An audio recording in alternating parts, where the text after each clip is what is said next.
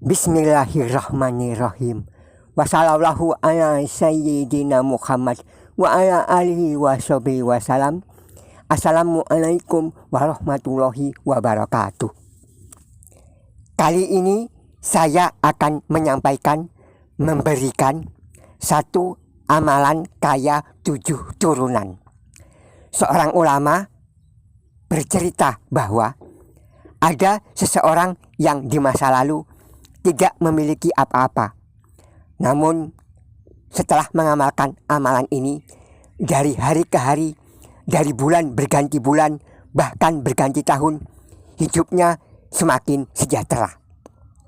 Amalannya ini bukan amalan biasa, karena amalan ini diajarkan langsung oleh Allah Subhanahu wa Ta'ala kepada salah seorang nabinya, yaitu ketika Allah memerintahkan kepada Nabi Ibrahim alaihissalam yang telah diselamatkan oleh Allah dari usaha pembunuhan terhadapnya, yaitu dengan cara Raja Namrud berusaha membakar Nabi Ibrahim setelah mengikat Nabi Ibrahim pada suatu tiang kayu. Kejadiannya di kota Babilonia yang setelah dikuasai Islam berubah menjadi wilayah di negara Irak. Setelah Nabi Ibrahim selamat dari upaya pembakaran itu, Nabi Ibrahim alaihissalam diperintah Allah agar hijrah berpindah ke negeri Syam di daerah Baitul Maqdis di daerah Palestina. Sampai di sini Nabi Ibrahim diperintah Allah untuk hijrah lagi dengan membawa Siti Hajar, karena istri Nabi Ibrahim yang pertama yang bernama Sarah atau Saroh tidak suka atau cemburu dengan keberadaan Hajar dan anaknya Ismail. Sewaktu Saroh masih mandul sampai tua tidak punya anak, Nabi Ibrahim menikah dengan pelayannya yaitu Hajar. Sampai lahirlah Ismail yang dalam kitab Taurat disebut sebagai putra tunggal, karena pada saat itu hanya Ismail anaknya Nabi Ibrahim satu-satunya. Ishak belum lahir. Sarah punya sifat keras dan pencemburu yang menurun ke anak-anaknya, yaitu orang-orang Israel. Allah Maha mengetahuinya. Allah memerintahkan Nabi Ibrahim agar membawa istrinya, yaitu Hagar atau Hajar, beserta juga Nabi Ismail, supaya mereka pindah atau hijrah ke kota Makkah atau Bakkah. Disebut juga Wat, artinya suatu lembah yang tidak ada kehidupan di situ. Siti Hajar sempat berpikir, kenapa saya ditempatkan di lembah yang tidak ada kehidupan apapun di situ? Lembah yang sangat tandus dan sunyi, tidak ada tumbuh-tumbuhan atau buah yang bisa dimakan. Tapi itu semua perintah Allah. Allah pasti sedang merencanakan sesuatu. Sampai-sampai Nabi Ibrahim kembali diperintahkan agar meninggalkan begitu saja mereka berdua di situ, Hajar dan Ismail. Ketika Hajar bertanya kepada Nabi Ibrahim, kenapa akan meninggalkan kami di lembah yang tandus ini? Nabi Ibrahim tidak menjawab dan langsung pergi tanpa menoleh. Hajar kemudian mengejarnya dan bertanya, apakah ini semua karena perintah dari Allah? Nabi Ibrahim menjawab, ya. Maka Sayyidatina Hajar berkata, jika ini semua merupakan perintah Allah, maka saya yakin Allah tidak akan menyia-nyiakan saya dengan anakmu.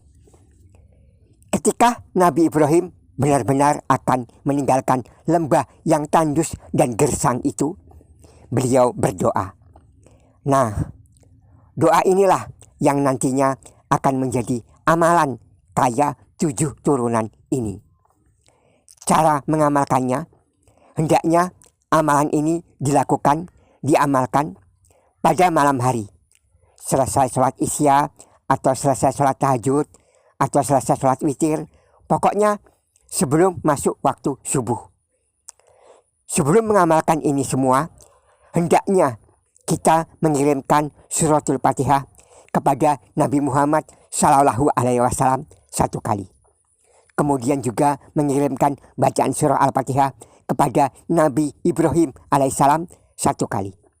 Juga kirimkanlah bacaan surah Al-Fatihah untuk Nabi Ismail alaihissalam 1 kali.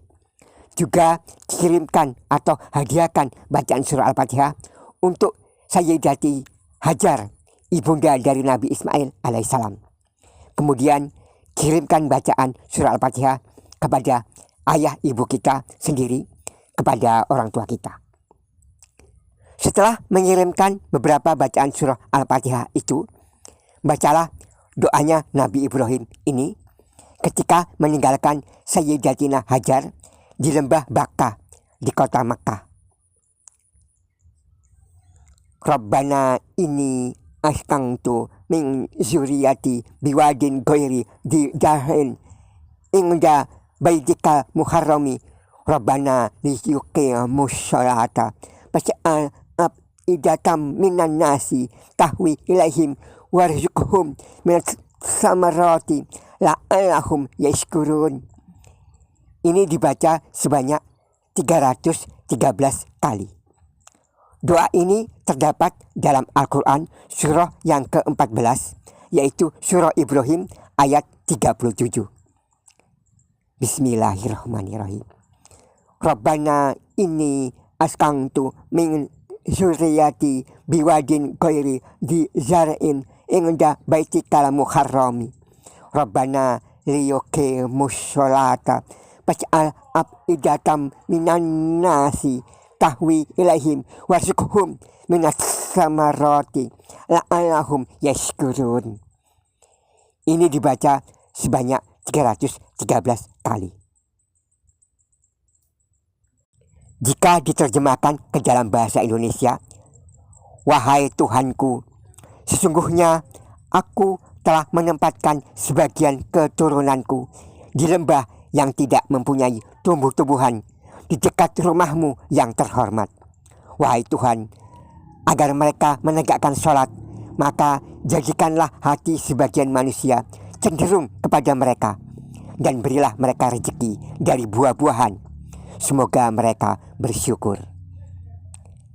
Setelah membaca doa ini sebanyak 313 kali, lalu diikuti dengan ayat Allahu latifun bi ibadihi yarzuqu may yasha'u wa huwal qawiyyul aziz. Ini ayat yang dibaca 9 kali adalah surah yang ke-42, yaitu surah Asy-Syura ayat 19. Allahu latifun bi ibadihi yarzuqu may yasha'u wa huwal qawiyyul aziz.